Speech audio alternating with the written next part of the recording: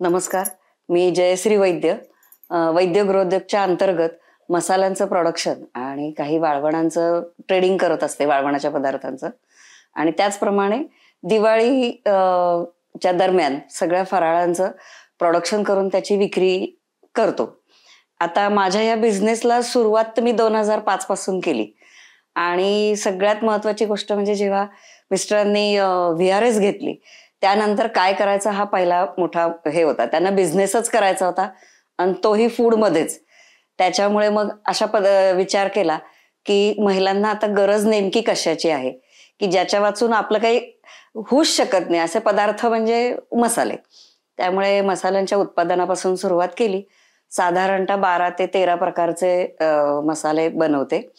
आणि त्याचबरोबर आता सर्व महिला जास्तीत जास्त नोकरी करणाऱ्याच असल्यामुळे त्यांना वाळवणाचे प्रकारही बरेच लागतात.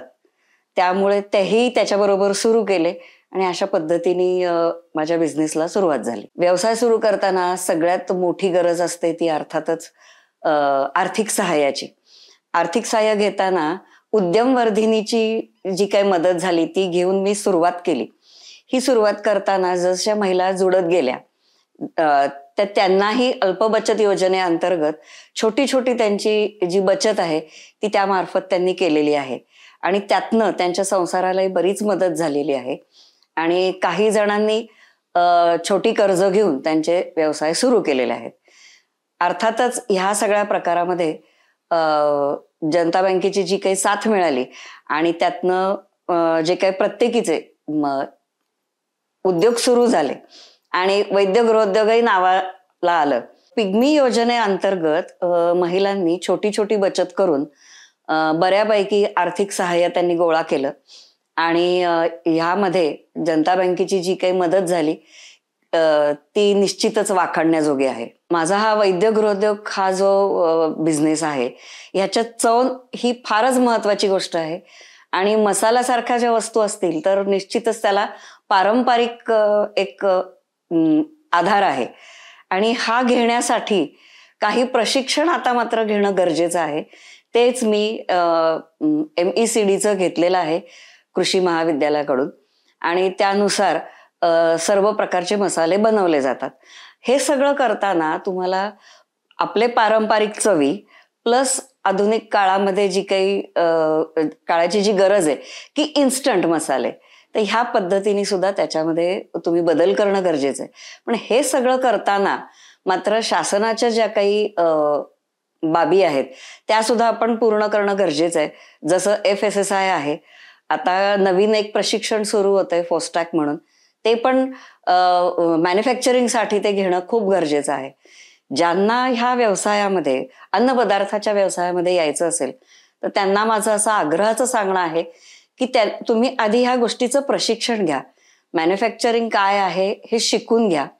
त्याचबरोबर त्याची पारंपरिक चव कशी टिकवायची हेही लक्षात घ्या. आणि त्याचबरोबर जी काही आपल्याला मशिनरी उपलब्ध होऊ शकते छोटी छोटी ती निश्चितच त्याचा विचार करा. आणि ह्यासाठी लागणारं अर्थसहाय्य तर बँकेकडून निश्चितच मिळेल. हे सगळं करताना तुम्हाला सातत्य, प्रामाणिकपणा आणि चिकाटी ह्या 2-3 गोष्टी अत्यंत महत्वाच्या आहेत की जो बिझनेस 2-3 वर्ष करून नाही थांबवायचा आहे. आपल्याला तो शेवटपर्यंत करायचा आहे. त्यामुळे हे सगळं करताना ह्या 2-3 बाबींकडे निश्चित लक्ष दिलं पाहिजे. प्रशिक्षण तर हा सगळ्यात मोठा त्याच्यातला मुद्दा आहे.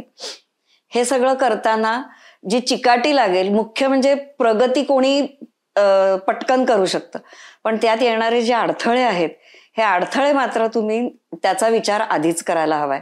आणि हे जेव्हा अडथळे येतात या अडथळ्यांनाच पार कसं करायचं हे आपल्याला निश्चितच जनता बँकेकडून मिळू शकतं आणि आपण सगळ्या अडथळ्यांवर मात करू शकतो. सगळ्यात मोठा अडथळा आहे हा आर्थिक सहाय्य आणि निश्चितच त्यासाठी बँकेकडून मदत केली जाते. ज्या तरुण मुलींना ह्या खाद्यपदार्थाच्या व्यवसायामध्ये यायचं आहे त्यांना ज्या ज्या गोष्टींची गरज आहे, उदाहरणार्थ प्रशिक्षण आहे, तांत्रिक ज्ञान आहे, अशा सगळ्याची ज्यांना गरज आहे त्यांनी माझ्याशी निश्चित संपर्क साधावा. आम्ही वेगवेगळ्या प्रकारची ट्रेनिंग्स देतो.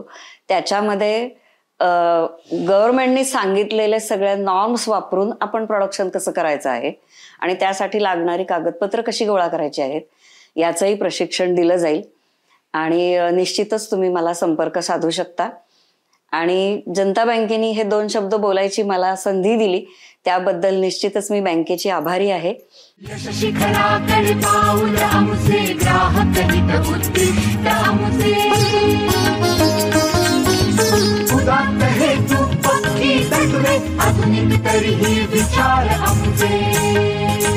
जनता सहकारी bank limited Pune, multi state scheduled bank.